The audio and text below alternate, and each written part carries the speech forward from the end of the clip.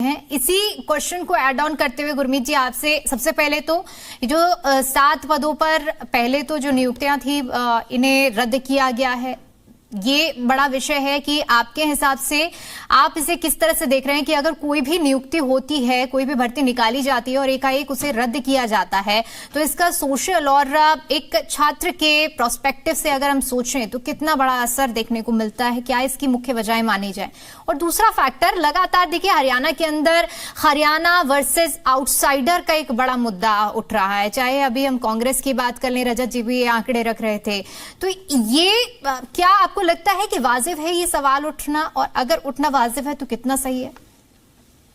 देखिए, दो बातें। पहली बात तो जो भर्ती अभी रद्द की गई उसको तब तक उसके स्पेसिफिक डिटेल ना, उसके क्या कारण रहे क्या कारण नहीं रहे, तब तक उस पर टिप्पणी करना मुश्किल होगा। लेकिन हाँ, ये जरूर है कि जब भी कोई प्रक्रिया बाधित होती है तो युवाओं में एक प्रकार का फ्रस्ट्रेशन पैदा होता है, और बहुत बड़ी वो एक ऐसी स्टेज होती है जो आप मानिए 20 से 25-30 साल के बीच की, जो उनको अपना जीवन का पूरा भविष्य उनका उस दौरान निर्भर करता है। और हमारे देश में अभी भी सरकारी नौकरियों की तरफ लोग देखते हैं और उसे रोजगार के एक स्थायी या बेहतर विकल्प के तौर पर लोग पाते हैं। हम जितना भी स्टार्टअप कह लें या हम इंटरप्रेन्योरशिप की बात कर लें या और बातें कर लें, तो इसलिए नौकरियों का मुद्दा हमेशा ही संजीदा रहता है।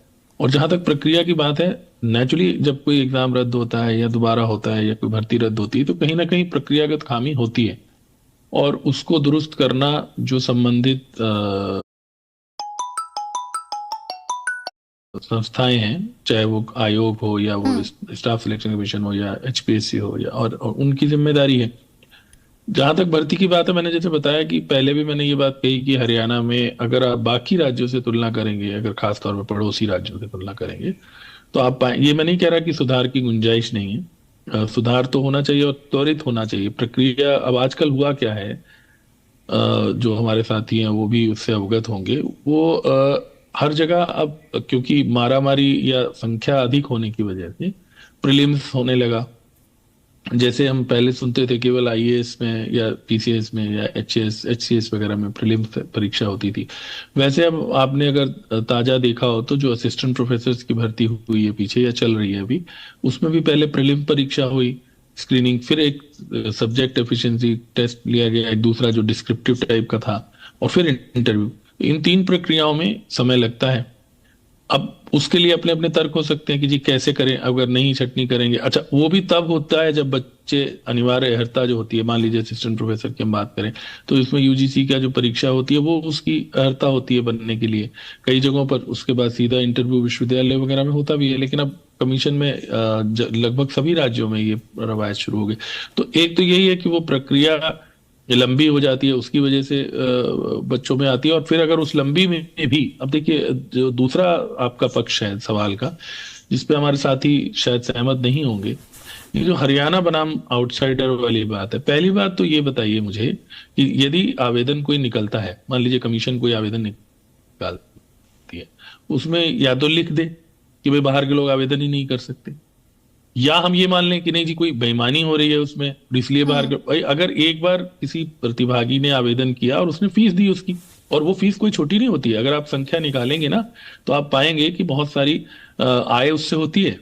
इवन की जो ऑब्जेक्शन लगाने होते हैं उसके लिए भी बच्चों को पैसे देने पड़ते हैं। मान लीजिए अगर कोई क्वेश्चन गलत आया हो, बिल्कुल प्रति सवाल के हिसाब से उन्हें फीस पे करनी होती है। तो अगर वो देश में लोग, मैं जानता हूं व्यक्तिगत तौर पे भी कि लोग केरल से, हरियाणा, अपने गुजरात से, तमिलनाडु तक से यहाँ पर परीक्षाएं देने आते हैं।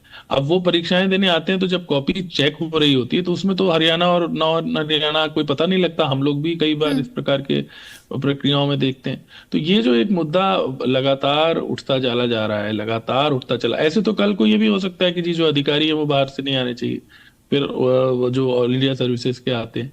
तो मुझे लगता है वो वाला पक्ष पे जो तवज्जो अधिक है, वो अगर कहीं कोई प्रक्रियागत गड़बड़ी है, किसी ने कोई अनुचित साधन से कोई प्रयास करके नौकरी हासिल की है, कहीं रिश्वत देके हासिल की है, फिर वो गलत है। लेकिन जब आप एक बार ओपन प्रतिस्पर्धा रखते हैं, हमारे बच्चे भी बाहर जाकर प्रतिस्पर्धा में शामिल होते हैं, तो इसलिए इस मुद्दे की जगह हमारी प्रक्रिया अच्छी हो, पारदर्शी हो और त्वरित हो।